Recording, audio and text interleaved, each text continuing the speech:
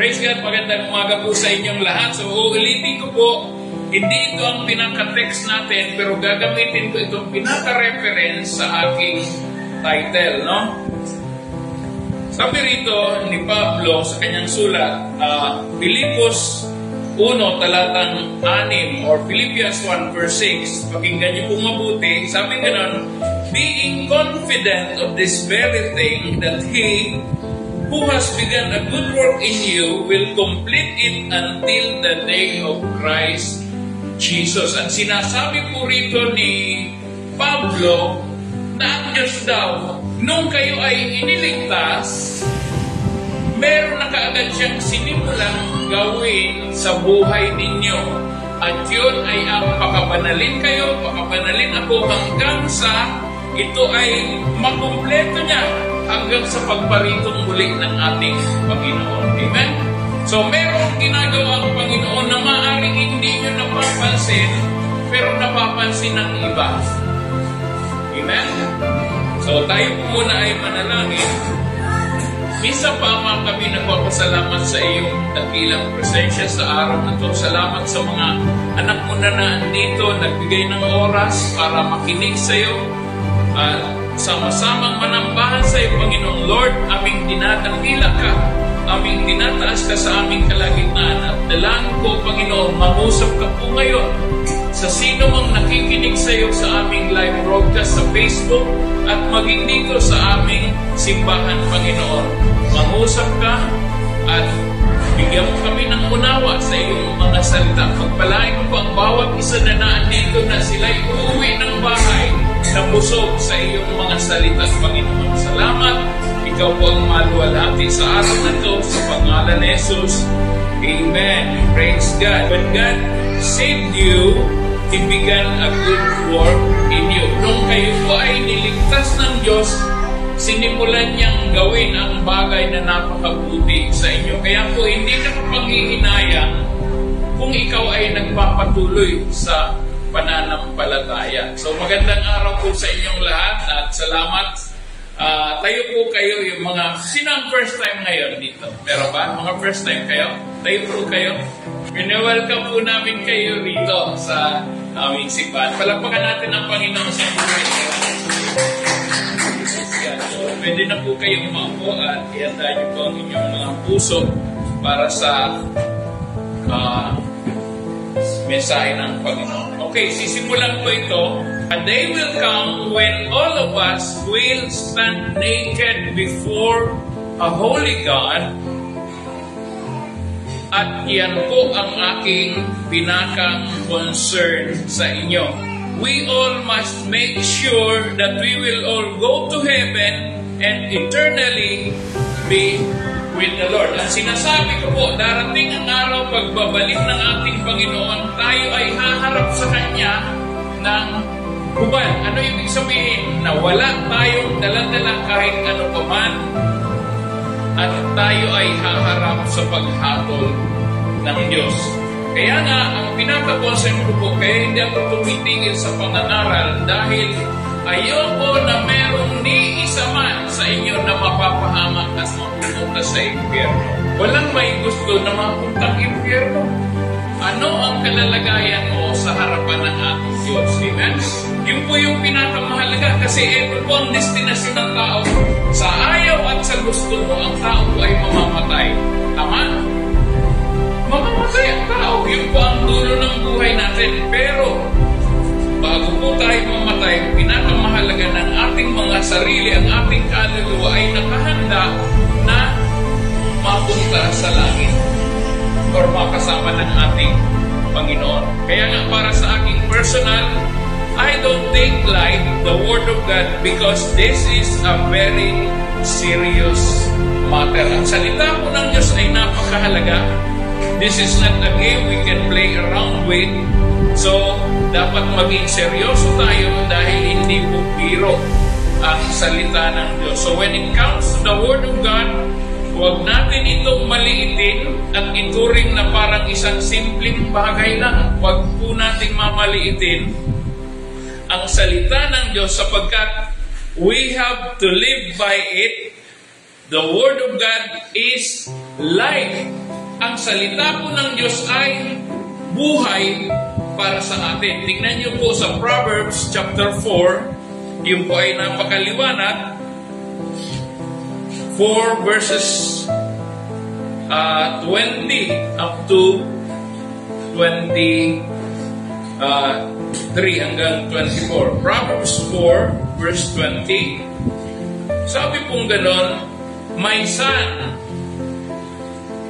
give attention to my words, incline your ear to my sayings, do not let them depart from your eyes, keep them in the midst of your heart, for they are life to those who find it and health to all their flesh." Tingnan po natin sa Tagalog, Kawikaan.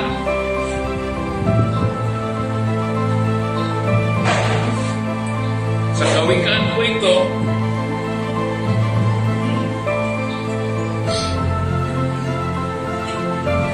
talatang 20 hanggang 22. Sabi ganon, "Aking anak," ito ay paalala, "salita ko ay pakinggan mo mabuti, pakinggan mo mabuti." Alam niyo po, kung ang magulang hindi siya natutuwa na hindi niyo pinapakinggan, mga anak, sino dito mga anak? Lahat tayo naging anak. Pero sino dito yung buhay pa ang magulang? Makinig tayo sa ating mga magulang.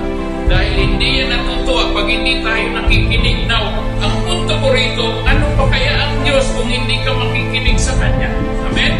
Kaya sabi niya rito, "Aking anak, salita ko ay pakinggan mong mabuti, pakinig mo ay ikiling sa aking sinasabi. Huwag itong pagbabayaang mawala sa paningin. Sa puso mo ay iukit ng mabuti at malalim, pagkat itong kaalaman ay daan ng buhay. Nagbibigay kalusugan, kagalingan ng katawan." So sa English, ang sabing ganon, "For the word of God is life to those who find it." Doon daw sa mga nakasusumpong ng salita ng Diyos, nakakasumpong sila ng buhay.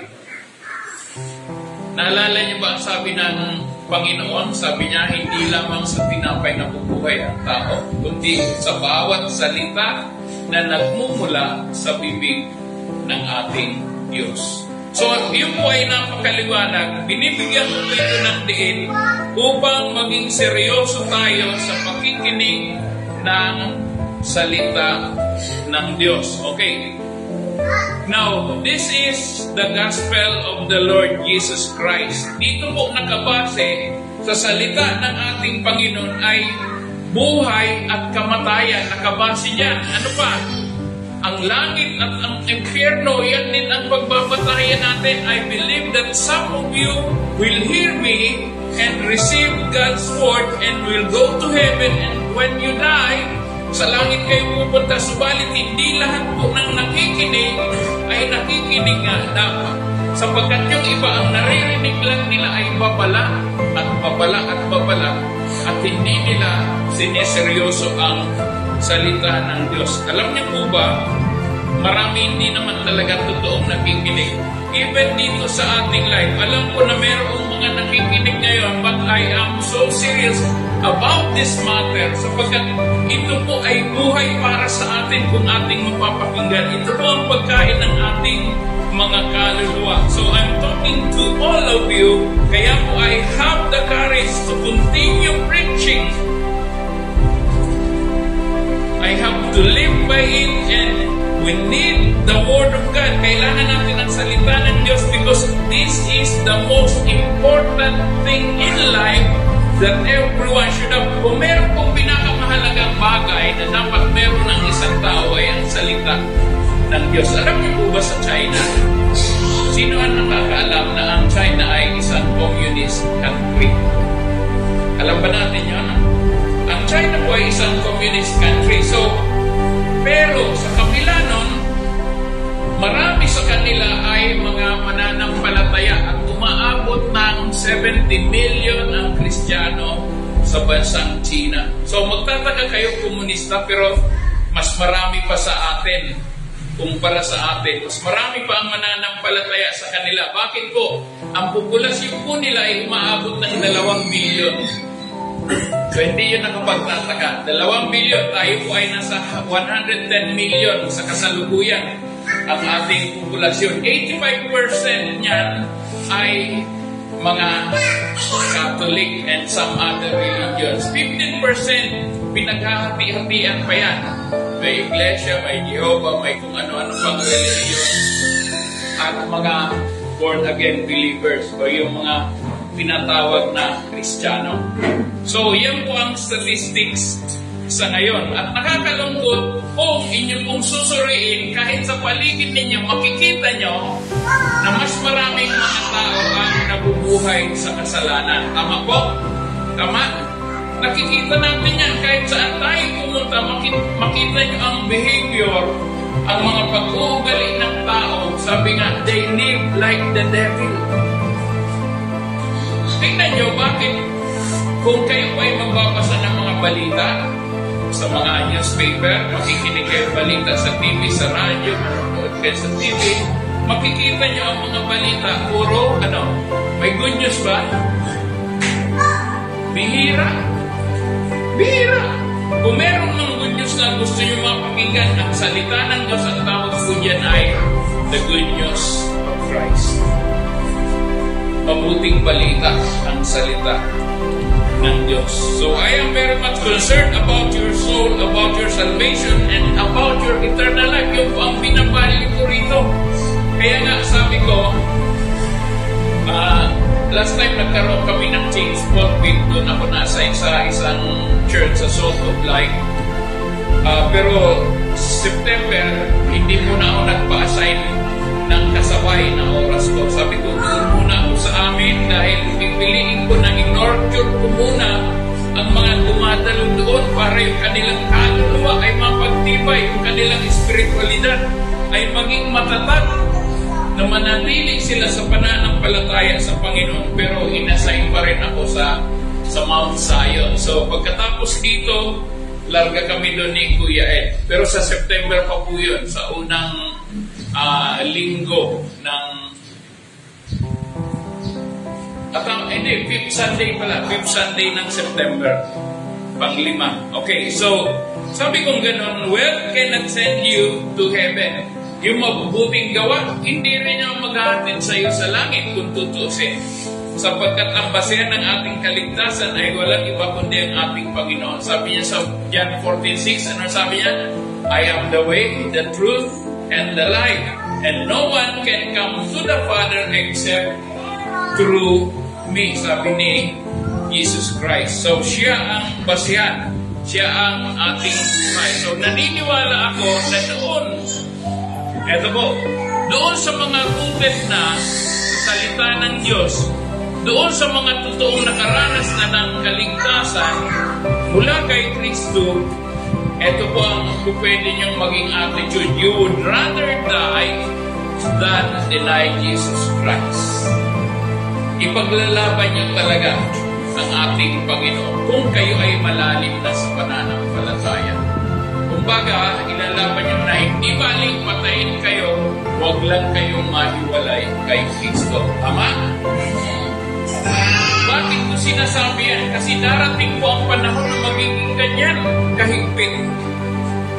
Magiging ganyan kahigpit. Darating yung panahon na uusigin tayo at ang tanong ko, handa ba tayo? Para yung isang illustration, sa loob ng bus, inakyas kayo ng mga armadong lalaki, tapos pinatigil yung bus at nagtanong yung mga naka-armalite, nakamaskara, at ang tanong, sino ba ang Kristiyano dyan? Itaas ang kamay. Kung ikaw nasa loob, magtataas ka kaya ng kamay, may nakatutok na baril. At ang sabi nung may baril, lahat ng Kristiyano, papatayin ko ngayon. Sino kaya sa inyo maglalakas loob na magsabi, ako, Kristiyano? O diba? Kung dumating kayo sa ganong sitwasyon, ginagawa ko itong halimbawa upang makita natin gaano na ba tayo katatag sa ating pananampalataya sa Diyos. Malakas kaya ang loob natin na sabihin yun. Magbo-volunteer kaya tayo. Ako, kaya ba natin gawin yan? Ayan na sa labas. Di ba ba? I mean, pwedeng umabot tayo sa ganoon. Pero eto po yung mahalaga. Kaya nga sabi ko, yung buhay natin dito sa lupa bilang mga mananampalataya ay puno ng mga pagtitiis. Pagtitiis saan? Yung hindi na tayo gumawa ng mga bagay na hindi kinalulugdan ng ating Panginoon. So we would rather die than deny the Lord Jesus Christ. Kasi alam natin kung paano mabuhay ng may pagtitiis, sakripisyo, pananampalataya. At ito po ang sasabihin ko, kung kayo ay malalim na sa pananampalataya, malalim na ang relasyon sa Diyos, hindi nyo sasayangin ang pagkakataon na binigyan kayo ng Diyos ng buhay na walang hanggan. Amen? The very moment, doon po sa araw na tinanggap nyo ang ating Panginoon bilang tagapagligtas ng iyong buhay, ay meron ka ng buhay na walang hanggan. Pero, doon din nagsisimula ang Diyos na gumawa sa iyo. Sabi ko nga kanina, I am confident, sabi ni Paul, Philippians 1 verse 6, for I am confident that He who began a good work in you will bring it to completion until the day of Christ Jesus. Now, nung tinanggap mo ang ating Panginoon, nagsimula na siyang kumilos sa iyo at baguhin ang iyong buhay. Amen? Kaya nga po, meron tayong mga dating gawin, meron tayong mga dating gusto na gawin na ngayon ay ayaw na natin dahil nagigilty tayo na hindi matutuwa ang Diyos sa atin. Tama po? Ako dati umiinom, nagmumura, nagsisigarilyo, mabilis magalit, lagi akong armado, laging mainit ang ulo. Iniwan ko lahat yun. Bakit? Alam kong hindi matutuwa ang Diyos sa akin. Marami ako noong plano at hindi maganda. Meron po akong listahan noon. Tawag doon ay death list. Pito. Nakahilera sa akin. Isipin nyo yan. Ganon kasi ako pag nagagalit. Tinatandaan ko yung mga tao na may ginawa sa akin na hindi maganda. Pero nung ako po ay binago ng Diyos, isinuko ko yun, pati yung baril, pinako namin, yung 29, balisong tapo, lahat. Pinagkatiwala ko ang buhay ko sa ating Panginoon. Bakit po? Alam ko na hindi ako iiwan ng Diyos. Hindi ako pababayaan ng Panginoon. So the Word of life is, the Word of God is life, and the gospel of Christ is life para sa iyo at para sa akin. It should never be wasted. Hindi po natin dapat nasayangin ang salita ng Diyos sa ating buhay. Salamat po sa ating mga kapatid na nandyan nanonood. Kaya kung tatanungin ko po kayo ngayon, ito ang tanong, masasabi niyo bang kayo ay totoong mga mananampalataya ni Kristo? At gaano kayo katiyak? Hindi kayo sasagot sa akin, pero kayo po ang magtanong sa inyong sarili. Kung hindi nyo matiyak, make sure. Mamaya, pagkatapos nito, mananalangin po ako para sa inyong lahat. Kailangan po kasi ay nakatitiyak tayo na tayo ay ligtas at kung tayo ay mamamatay sa langit ang ating pupuntahan. Sigurado or siguro ang iba sa inyo ay maaaring magtanong, paano nga ba matitiyak na talagang tayo ay ligtas? Pwede ba natin itong malaman? Kasi meron kaming mga na-encuentro niya nung kami po ay nagbabahay-bahay dyan sa LA, sa Lower Antipolo, dyan sa Manila. Nagbabahay-bahay po kami dyan. Iniisa-isa namin lahat ng mga kabahayan dyan. At nagtatanong kami, nagsishare kami ng gospel. At ang sabi nila, paano mo na matitiyak? Paano mo malalaman na ikaw ay ligtas? Now, the Bible clearly says in 1 John chapter 5, verses 11 and 12. 1 John chapter 5, verses 11 and 12. Ang sabing ganon, paliwanag ko, basahin ko sa Tagalog. At ito ang patutuo, ipinagkaloob sa atin ng Diyos ang buhay na walang hanggan at ito'y makakamta natin sa pamamagitan ng kanyang anak. Verse 12, kung ang anak ng Diyos ay nasa isang tao, mayroon siyang buhay na walang hanggan. Ngunit, kung wala sa kanyang anak ng Diyos ay wala siyang buhay na walang hanggan. Yun po ay napakalinaw. Klarado na sinabi mismo na sumulat na si Juan na pwede mong masigurado kung ikaw ay merong buhay na walang hanggan. Kaya ang sabi rito, whoever has the Son has life. Kung si Kristo ay nasa iyo, meron kang buhay na walang hanggan. Pakatiyakin natin dahil tayo pong lahat ng mga tao ay papunta sa kamatayan. Yan po ang dulo ng buhay natin. Mapalad tayo kung buhay pa tayo at dumating na ang Panginoon, kukunin tayo, di na tayo mahirapan pa. 2 Corinthians 5 verse 17. Sabi ganon, ang sino man daw na kay Kristo na ay isa ng bagong nilalang. Whoever is in Christ is a new creature. You are changed, radically changed. And in Galatians chapter 2 verse 20, you have been crucified with Christ. You no longer live, but Christ live in you. Pag ikaw daw po ay na kay Kristo, kasama ka nang napagod sa krus, at ang buhay mo ay na kay Kristo na, at si Kristo na ang nabubuhay sa iyo at sa akin. Amen? Malinaw po ba yun? Ganun po kapag ikaw ay mananampalataya na si Kristo na ang nabubuhay sa iyo, at yung mga bagay na gusto ng Diyos, yun na ang gusto mo, at yung mga bagay na ayaw ng Diyos, yun na rin ang ayaw mo. Amen? Kaya nga ako noon, dati umiinom ako, kung nakakita ako ng beer, isang tukso yan, lalo nagpapawis. Wow, ang lamig. Pero dahil Kristiyano ka na, minsan humihirit ka pa, tumikim. Alam niyo ba yung last na tikim ko niyan? Natukso, tumikim, bagong-bago pa ako. Pag inom ko, ubod ng tinapon ko lahat sa lababo. Tinapon ko lahat sa lababo. That was the last time. So, ganun kasi minsan, pag baguhan ka pa, susubo ka pa rin. Natutukso ka pa rin. Pero as you go along, sa iyong pananampalataya na babago ang buhay natin, umaayaw na rin tayo sa mga bagay na ayaw ng Diyos. Amen. Gusto ba natin yan na mangyari sa atin? It is my prayer na mangyari yan sa lahat sa inyo na naggugusto na mabuhay para kay Kristo. So we were saved by grace, therefore He who saved us by grace also has given us the grace to live a sanctified life. Now, ito po yung sinasabi ko kanina sa sulat ni Pablo na Pilipos 1, talatang 6, na ang sino man na kay Kristo, sabi ka na, He has begun a good work in you that time, the very moment that you have received salvation. Nung ikaw po ay iniligtas ng Diyos, sinimulan ka na niyang gawa ng mabuti.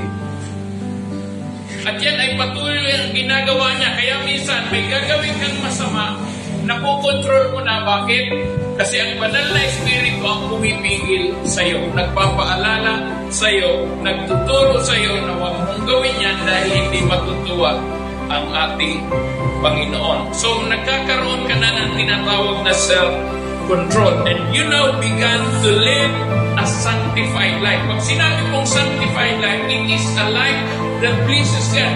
Yung po yung buhay na unti-unti nabubuhay ka na sa kabanalan. Ang proseso ng buhay na kabanalan, sabi sa Roma, Kapitulo 6, talatang 19-21 hanggang sa dulo, mababasa nyo na kung ikaw ay tagasunod ni Kristo at naging alipin ka ng pagsunod kay Yesu Kristo, ang bunga nito, sabing gano'n, Romans chapter 6 verse 19, ang magiging resulta nito ay magiging matuwid ka sa harapan ng Diyos. At kapag ikaw ay naging alipin ng katwiran ng Diyos, nabuhay ka sa pagiging matuwid, ang magiging bunga niya sa iyo ay pagiging banal. Tama, siyempre sumusunod ka, nagiging matuwid ka. At dahil ikaw ay nagiging matuwid, ang buhay mo ay magiging banal sa harapan ng Diyos.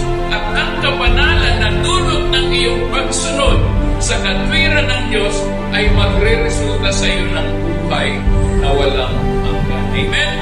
Palakpakan natin ang Panginoon. He is worthy of praise. Hallelujah. So in Philippians 1:6, sabi niya gano'n, He who began a good work in you will bring it to completion until the day of Christ Jesus. That means that God never stop from working in you. Hindi siya tumitigil na gumawa para sa inyo. Kaya nga, minsan ayaw mo nang dumalo, nahihiya ka nang dumalo, gagawin sa iyo ng Diyos. O sige, hayaan ka sa gusto mo.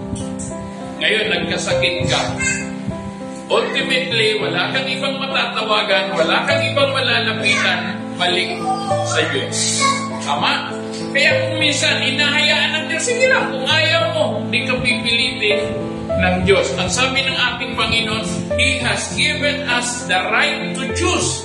Binigyan niya tayo ng free will na tinatawag. Malaya ka na gawin kung ano ang gusto mo, pero ang sabi niya, choose to you this day, choose life. Sabi niya gano'n. Piliin mo na sa araw na to ang buhay. Dahil natitiyak ng Diyos na kung yung isang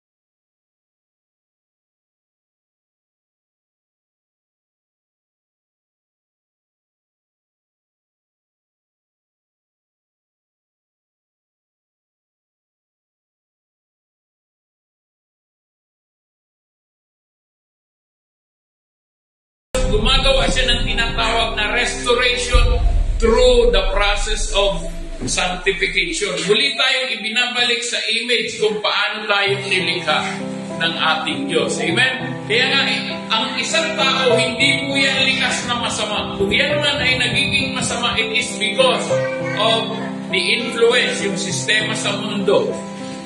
Yung karamihan na nakikita natin na ginagawa ng maraming tao, minsan napapagaya tayo. Kasi sila Ang principle po bilang mga Kristiyano, hindi po natin pwedeng i-adapt yung principle na majority wins. Kung ang karamihan ay mali, kung ang karamihan ay kasalanan, papayag ka ba na ikaw ay mapabilang doon? Papayag ba kayo? Di ba sabi sa Biblia, for the road to life is narrow, makitid daw ang daan papunta sa langit, at kakaunti ang nakakasumpong nito. Kaya nga, ang sasabihin ko sa inyo, kung kayo ngayon ay kakaunti, kapalan kayo, nakabilang kayo sa kakaunti, pero papunta kayo sa kaharian ng Diyos. Amen? Palakpakan natin ang Panginoon. Hallelujah! Marami ngayon, baka nasa meats, yung iba baka sa sabungan, yung iba baka sa inuman, kung ano pang mga activities paglinggo. Gawain ko po yan noon nung hindi pa ako mananampalataya. Pagkatapos ko ng ROTC namin noon for 2 years, ang mga kasama ko, kung kilala niya ang mga trabahante ng Lapasita Biscuit, sila yon kasama ko. Andiyan ang kaharap namin, mga case ng beer, pulutan. Yan po noon, kasi hindi ko naman alam na yun ang mali. Hindi ko naman, walang nagturo sa akin, hindi ko na narinig sa simbahan. Narinig ko na lang yan nung nagbabasa na ako ng salita ng Diyos, nung umaattend na ako sa ganitong gawain. Bakit itinuturo ang salita ng Diyos ang salita ng buhay? Doon kami natutong tumanggap sa Panginoon, nagsapit sa Diyos. Kaya naman ang Diyos ay hindi tumitigil para gawin tayo na banal sa Kanyang harapan at maging conform tayo sa Kanyang image. And those who have or who love the world does not have the love of the Father. Ito po ang katiyakan. Sabi ng Biblia, ang sino man daw na iniibig pa ang sistema ng sanlibutan, ang idea ng sanlibutan, wala sa kanyang pag-ibig ng Diyos nating Ama. Now there is a true or a new covenant promise, although it is written in the Old Testament, but it has been prophesied in the book of Ezekiel. Ito pong aklat ng Ezekiel, merong isang bahagi diyan which is a prophetic verse na binabanggit in the Old Testament, lalo na po sa aklat na sinulat ng mga propeta. Makikita natin dito ang mga bagay na mangyayari, magaganap sa darating na hinaharap, or dito sa New Testament, nagkaroon po ng kaganapan ang mga sinabi sa aklat ng propeta. At isa dito ay yung fulfillment ng God's covenant promise for Israel in the future, where God promises that through the coming of the Messiah is going to do a great work in which He is going to create new people, His very own people, and these people would be different than the nation of Israel, because the law of God would not be like the law of Moses, which were written in a tablet of stone. Now, ano po ibig ko sabihin doon? Na in the book of Ezekiel, sa aklat po ni Propeta Ezekiel, Kapitulo 36, sa latang 22 hanggang 27, yun po ay babasahin natin ngayon. Babasahin ko sa English, babasahin ko sa Tagalog para maging maliwanag sa atin. This is a covenantal promise in the Old Testament para sa ating kapanahon ngayon. Now, sabi ganon, ito po ay sinulat ni Prophet Ezekiel, chapter 36, verses 22 up to 27. Sabi ganon, therefore, say to the house of Israel, thus says the Lord God. Ito po ang kadalasan sinusulat. Kapag ka ang propeta, sinabihan ng Diyos na gawin mo ito, sinusulat nila yan, says the Lord of hosts, or says the Lord God. Sabi niya ganon, it is not for your sake, O Israel, that I am about to act, but for my holy name, which you have profaned among the nations where you went. Now, ito po kasi ang nangyari. Nung ang bansang Israel ay hinahango ng ating Diyos mula sa Ehipto papunta sa Promised Land, kung saan-saan sila pumunta at hindi sila kinakitaan ng kabanalan, ng katwiran, kaya ang ating Diyos ay inaalimusta ng ibang mga bansa. Sabi gano'n sa English, you have profaned my name. Ano ibig sabihin ng profanity or profane? Pag sinabi mong profanity, winalan mo ng respeto, ng paggalang ang isang banal na bagay. Ngayon, ang tinutukoy dito, ang Diyos na banal ay inaalimusta. So, His name was profaned. Ngayon, sabi ng ating Panginoon, gagawin ko ang isang bagay na ito, hindi dahil sa inyo, Israel. Dahil kahit kayo ay makasalanan. Kumbaga, ang sinasabi ng Panginoon, hindi niya gagawin ito dahil ang Israel ay mabubuting tao at mababait. Ano ang sabi ng Panginoon? Sabi niya ganon, it is not for your sake, O house of Israel, that I am about to act, but for my holy name. Nakita nyo? Ito po ang Diyos na meron tayo. He will always protect His own reputation. Kaya sabi niya, gagawin ko ito para sa akin. Gagawin ko ito for my own glory. At gagawin ko ito, mangyayari ito sa inyo so that I will get glory. Out of the power I will demonstrate to you. Yun ang ibig niya sabihin, ay yung kapangyarihan ko, kikilos ako sa buhay niyo, pero hindi ito dahil sa inyo. Alam niyo po ang ibig sabihin nun? Kasi po tayo mga tao ay makasalanan. Amen? Walang mabuting bagay na marapat sa atin. Alam niyo ba, kung tayo ay titingnan ngayon ng Diyos, ang makikita nila ng Diyos sa atin ay kahatulan dahil tayo ay masasama. dahil tayo ay makasalanan.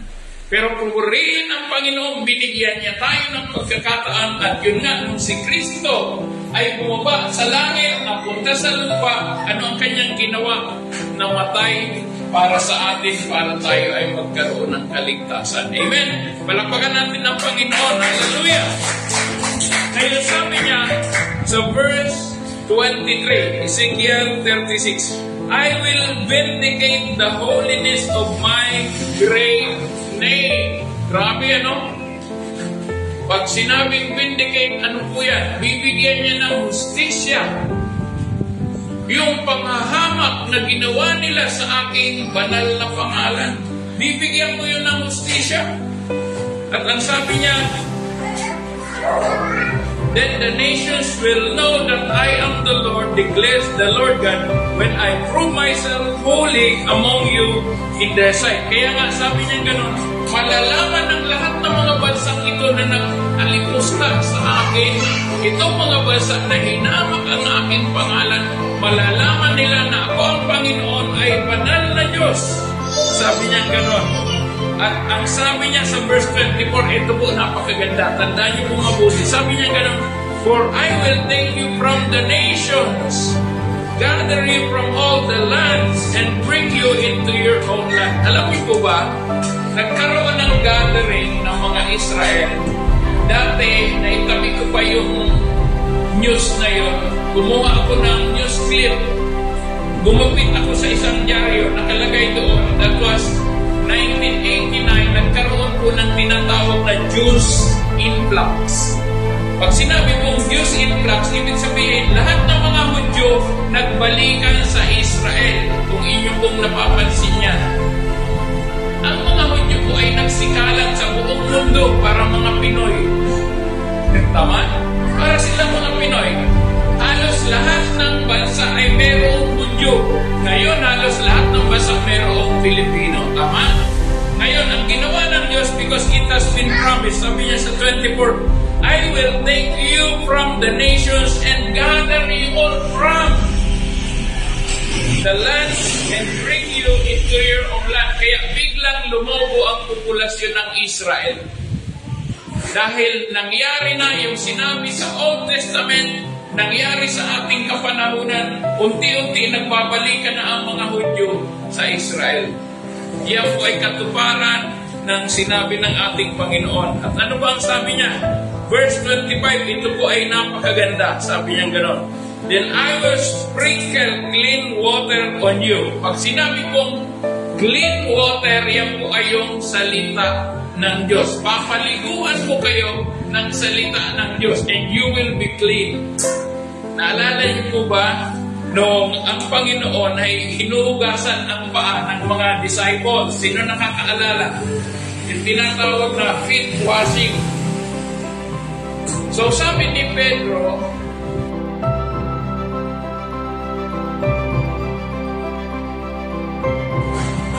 hugasan ko rin ako, Panginoon.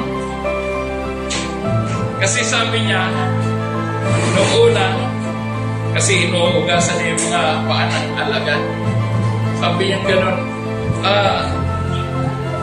sinabi ng Panginoon na kayong mga alagad ko, malilinis na kayo dahil sa aking salita.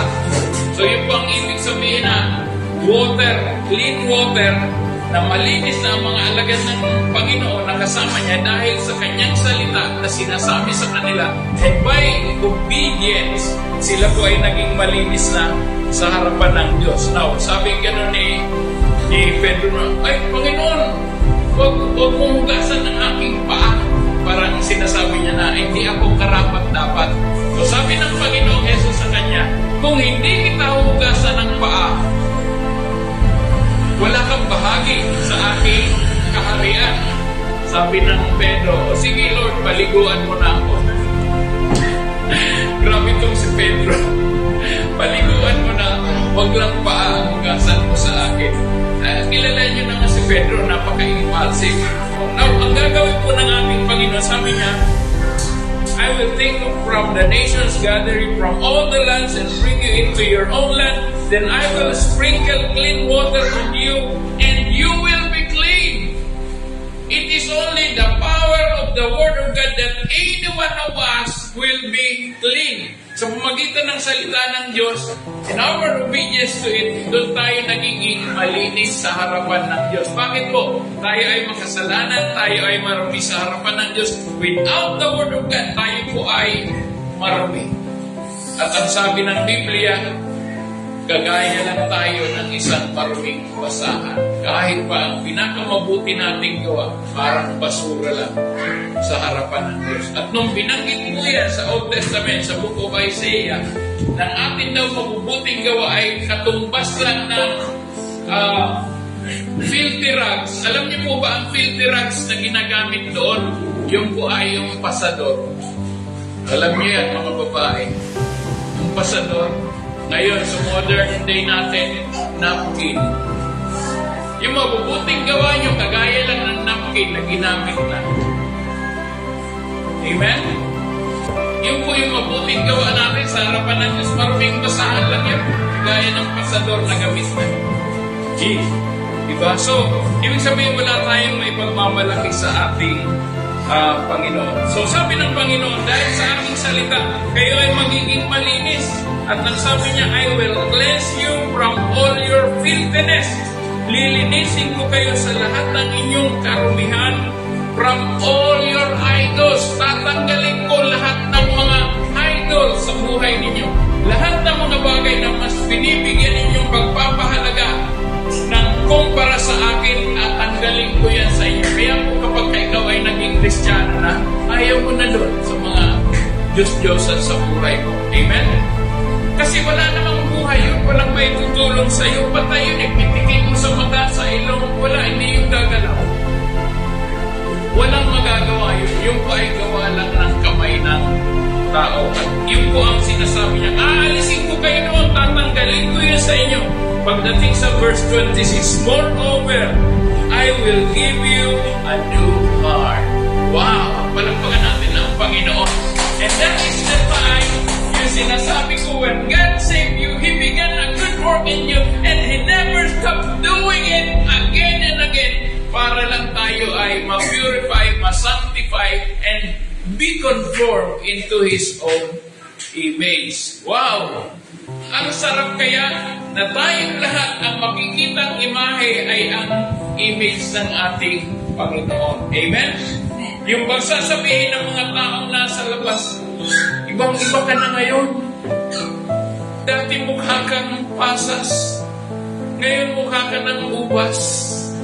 Di ba? Hindi ka na laging simangot, lagi ka nang nakangiti. Hindi nila silabing lagi kang nakatawa, delikado po yun. Yung lagi kang nakatawa, lalo mag-isa, may tama ka. Hindi yun ang sinasabi na kung ikaw ay nasa Panginoon, lagi kang masaya. Kahit na may problema, masaya. Yung po yung buhay na gusto ng Diyos. Gusto ba natin yun? Alam ka na natin ang Panginoon. Lord, pangyari yun sa kanila, sa lahat ng mga nagsasabing Amen. Yun ang gusto ng Diyos, yun ang plano ng Diyos, yun ang kanyang gagawin, at yun ang kanyang ginagawa ngayon. Sabi niya gano'n, I will give you a new heart.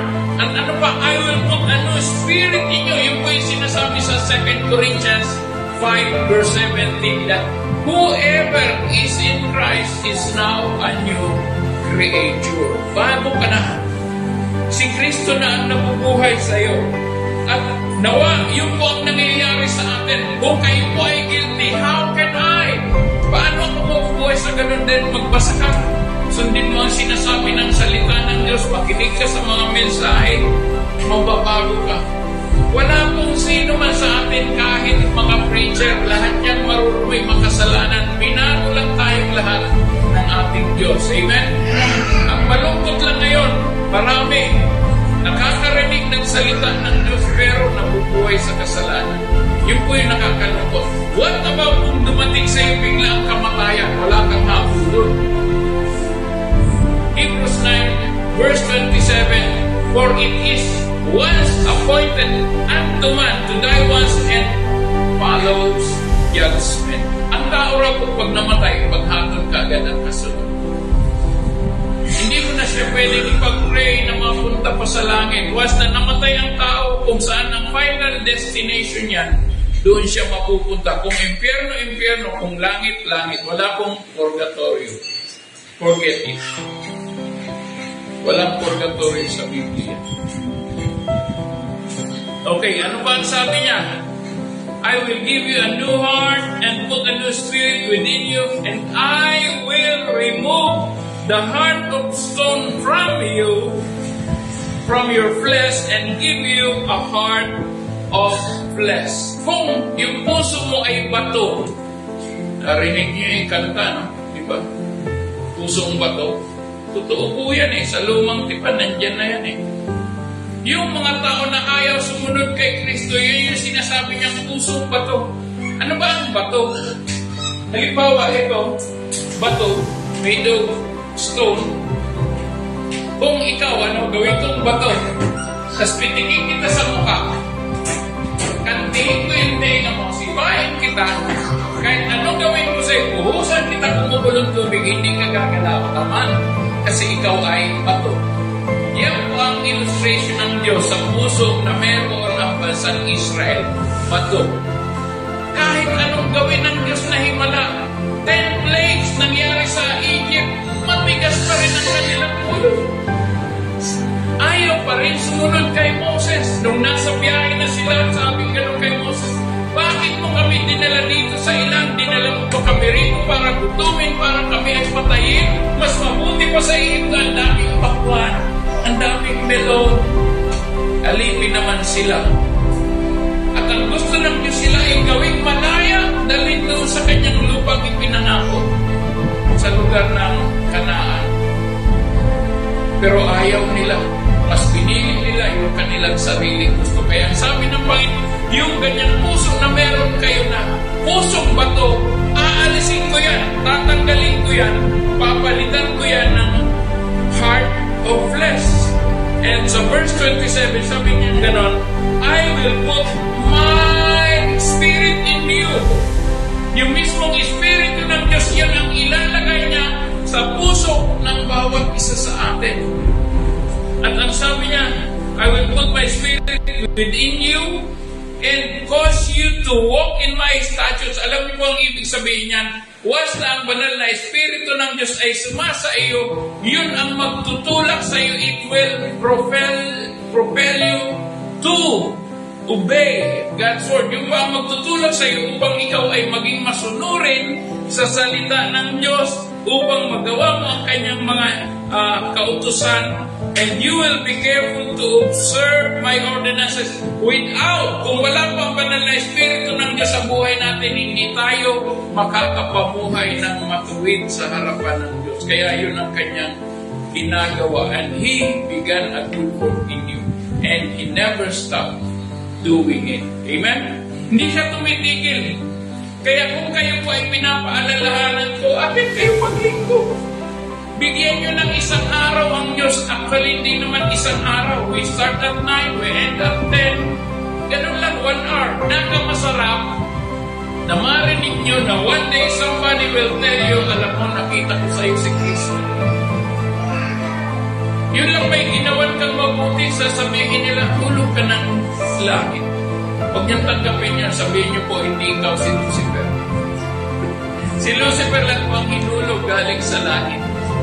Pag kayo po ay sinabihan ng ang sabihin niyo purihin ang Panginoon, pero hindi po ako hinulog galing sa langit. Gumagawa lang po ang Panginoon sa buhay ko, kaya ako ito nagagawa.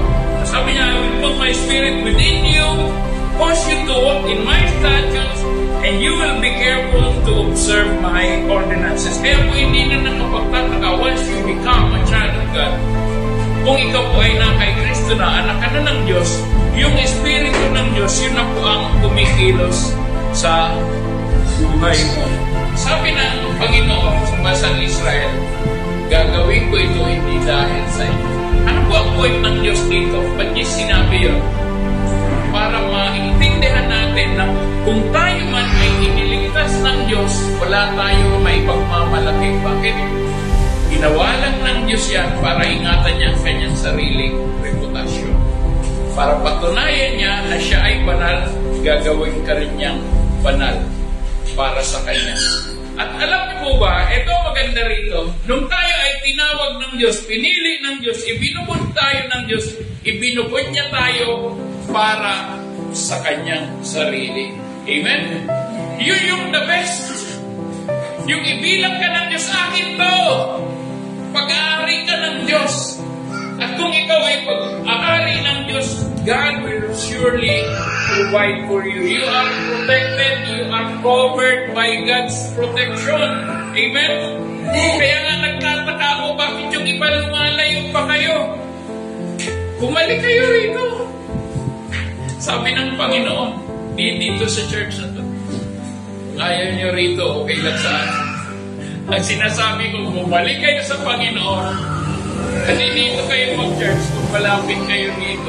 Kung may mga kapitbahay kayo, itong problema nyo dahil ang ingay at laging kakainom, lasing. Pag-pray nyo, one day kasama nyo na yan dito. Mangarap kayo. Natuwa nga po kay Pastor Gabo. Sabi niya, gano'n, manatili kayo sa Panginoon. Kasi, tingnan nyo kami, ilang taon na kami sa pananampalataya, ba't di kami umaalis? Alam nyo ba? Ang dami na namin pinagdaanan. Nandyan na, i-reject kami ng tao, hindi kami kilalanin ng tao, usigin kami ng tao, kansyawan kami ng tao, idam kami ng tao, tanggihan kami ng tao, murahin kami ng tao, nandyan pa rin kami. Amen? Ang malupit niya, nagsabi sa akin, ayaw ko na makikita pagmumukha mo rito.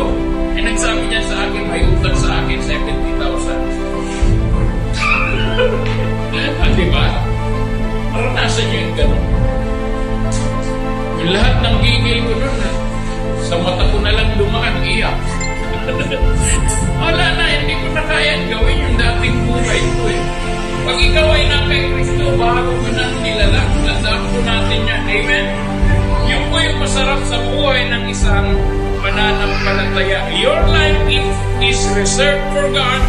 Your life is for God. At ang buhay natin ay dapat natin gawin or ipamuhay being people who are separated from the world. Now, the word sanctification, binanggit ko po kanina, ito po ang mangyayari sa atin.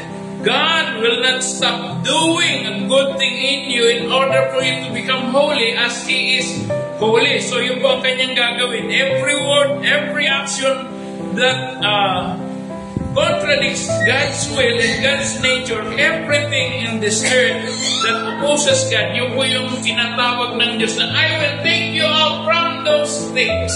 Aalisin ko kayo dyan sa lahat ng yan. Sa mga maling sistema na sanlibutan na yan. God separates you from all of them little by little, changing your lives, getting the worldliness out of you, and drawing you near to God. Yung bang ginagawa ng Diyos, kaya ayusin niya ang buhay niya upang lalo kayong ilapit sa Kanya. Gusto niyo ba yun? Gusto niyo bang mangyari yun? So that you will be separated from the world. One of the purposes of God's Word is to teach you what God hates so that you will run away from it. Kaya tinuturuan tayo ng Diyos na kamuhian mo yung mga bagay na kinamumuhian ng Diyos upang lumayo ka doon. Hindi yung maakit ka doon. Kasi minsan tayo naakit. So, salvation is the work of God. So when He saved you, ulitin ko, He began to work in you and He will continue to do it until the completion. At ang sabi niya, ulitin ko sa chapter 36 ng Ezekiel, sabi niya gano'n, lahat po ng I will na sinabi niya, yung pinakamakapangyarihan na sinabi ng Diyos niya, I will take you out from this nation, sabi niya gano'n. I am going to do work of salvation in you until you become more and more like Christ, making you new. Kayo po yung church na binabanggit dito sa New Testament ngayon. It will be until completion, until it proves to the nations that God is powerful and God is holy. Kaya hindi po siya tumitigil. So as I close, ulitin ko po ito ang sinabi ng ating Panginoon. You will be clean. Unang gagawin niya, I will take you out from those filthiness. I will sprinkle clean water on you. I will cleanse you. I will give you a new heart. I will put a new spirit within you. I will put my spirit within you, and I will cause you to walk in my statutes. At yan ay hindi titigil ang Panginoon. Hebrews 12 verses 5 up to 11, dito na po tayo magtatapos. So babasahin ko po rito sa Tagalog. Sabi ko rito, nalimutan na ba ninyo ang panawagan ng Diyos sa inyo bilang mga anak niya, mga salitang nagpapalakas ng loob? Anak ko, huwag mong baliwalain ang pagtutuwid ng Panginoon, huwag kang panghihinaan ng loob kapag ikaw ay dinidisiplina niya, sapagkat dinidisiplina ng Panginoon ang mga minamahal niya. Alam niyo po, kung kayo ay tinuturuan ng tama, kung kayo ay dinidisiplina ng Diyos, isang indication yan na kayo ay mahal ng Diyos. Amen? Kung hindi ka niya anak, wala siyang pakialam sa'yo. Wala siyang pakialam sa'yo. Sabi nga ng isang pastor, ito po, isang kilalang pastor ito, sabi niya, nung siya ay bata pa, maliit pa, teenager, alam niyo naman mga estudyante nun, ang suot puti na polo, itim na pantalon.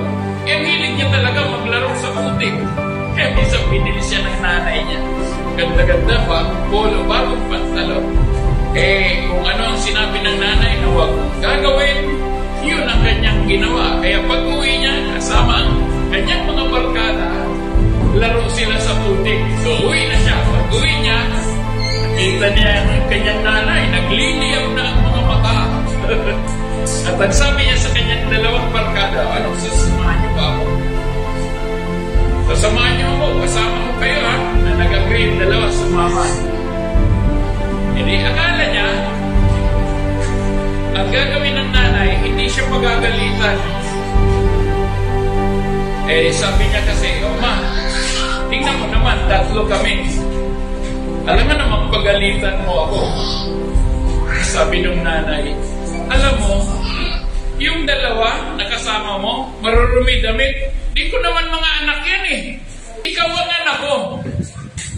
Kung meron akong pagagalitan, ikaw. Kaya umakyat ka na sa taas, maligo ka na doon, magdasal ka na. Sabi niya, patay. At yung nanay daw niya, nasabi niya, yung kamay, parang may liha ang kamay. Hinatak ako sa leeg, dinala ako sa banyong, pinaliguan ako at 3 layer ng malangko ang natanggal. So, grabe naman, exaggeration yan. Talagang kapal na ng ipot niya, puro puti. At nung siya po ay mapaliguan ng kanyang ina, sabi niya, ang gaan-gaan ng kanyang pakiramdam. Ang linis-linis niya. Alam niyo ba, ganun ang Diyos sa atin. Hanggat hindi ka nililinis ng Diyos, hindi magandang pakiramdam. At gagawin niya ng Diyos, disiplinahin ka, linisin ka dahil anak ka niya. Amen? Palakpakan natin ng Panginoon. Hallelujah. Kaya sabi niya, anak ko, huwag mong baliwalain ang pagtutuwid ng Panginoon. Verse 6, sapagkat dinidisiplina ng Panginoon ang mga minamahal niya at pinapalo ang itinuturing niyang anak.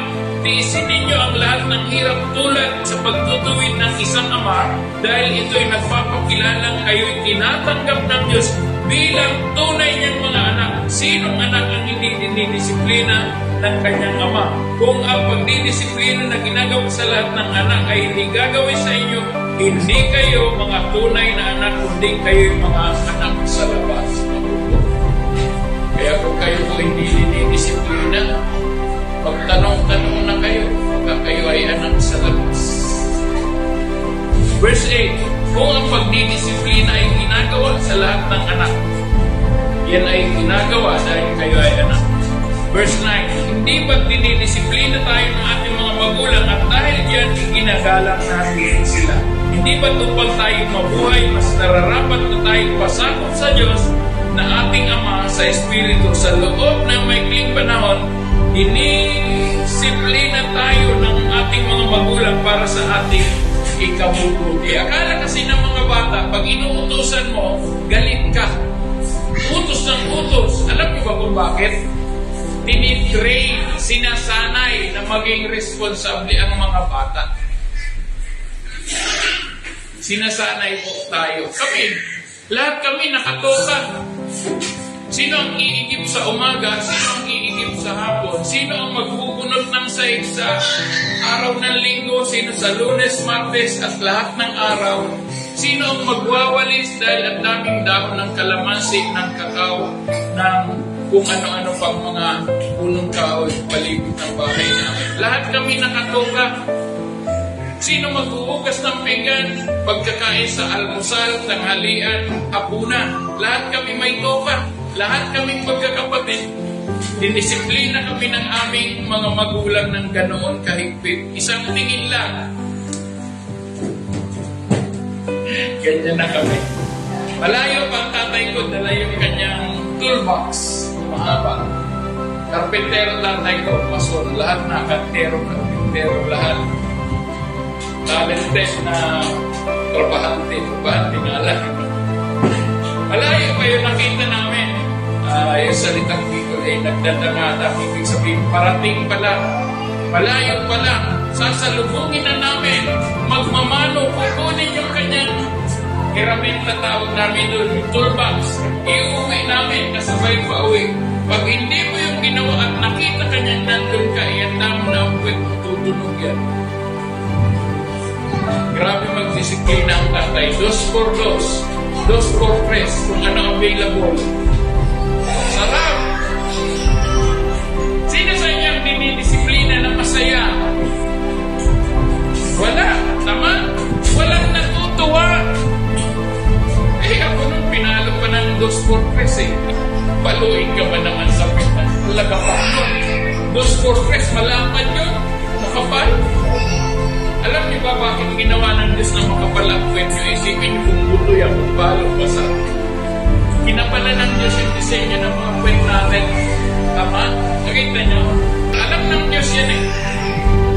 Na yung tao magiging matigas ang ulo, kaya bata pa lang dinidisiplina. At ganon ang ginagawa sa atin ng Diyos dahil tayo ay anak niya. So, sino daw bang ama ang hindi nagdidisiplina sa kanyang mga anak? Therefore, because God is our Father who is in heaven, dinidisiplina niya tayo. At hindi siya tumitigil para tayo ay hubugin ng hubugin sa kabanalan hanggang isang araw tayo ay maging kamukha ni Kristo.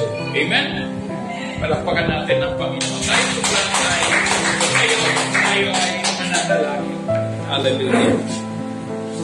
Panginoon, sa umagang ito, nagpapasalamat kami sa iyo muli sapagkat napakabuti mo, hindi ka tumitigil gumawa sa mga anak mo, Panginoon, para kami disiplinahin, turuan, palitan ng aming mga pusong bato ng pusong laman upang kami ay matutong sumunod sa iyo at igalang ka bilang aming Panginoon. Salamat, O Diyos, dahil mahal mo kami, kaya mo kami dinidisiplina. Thank you, God, for the saving grace that is coming from you na ginagawa mo sa aming araw-araw. Iluluwalhati ka namin, Ama. Tinataas ka namin, O Panginoon. Salamat sa buhay ng mga anak mo. Salamat sa mga nanonood sa aming live, Panginoon.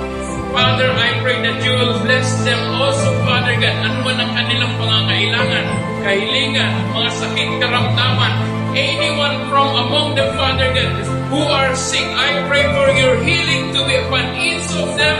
In the name of Jesus, I declare healing upon your body.